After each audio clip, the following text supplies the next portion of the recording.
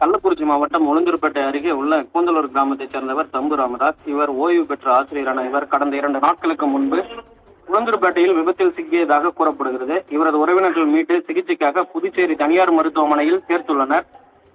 அங்கு அவருக்கு தீவிர சிகிச்சை அளிக்கப்பட்டு வந்த நிலையில் இன்று காலை ஆசிரியர் ராமதாஸ் உயிரிழந்து விட்டதாக கூறப்படுகிறது.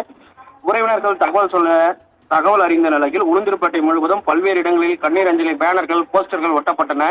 உறவினர்களும் மாலைகளை கட்டிக்கொண்டு ஆசிரியர் தம்பு ராமதாஸ் வீட்டிற்கு வந்த வண்ணம் இருந்தனர்.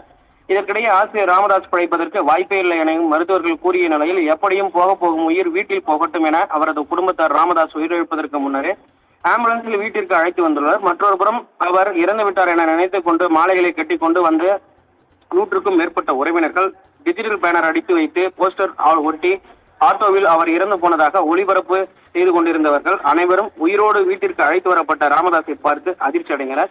இதனால் கூந்தலூர் கிராமமே குழப்பத்தில் தற்போது ஆழ்ந்துள்ளது. இதற்கிடையே நடிகர் சந்தானம் நடித்த வெளியான ஒரு படத்தில் ஒருவர் உயிரிழந்து விட்டதாக கூறி அவருக்காக ஊரே ஒன்று கூடி அழுது கொண்டிருந்த நேரத்தில் அவர் உயிரோடு எழுந்து வந்த ஆச்சரியப்படுத்துவது போல இந்த சம்பவம் இந்த பகுதியில் பெரும் பரபரப்பை ஏற்படுத்தியுள்ளது.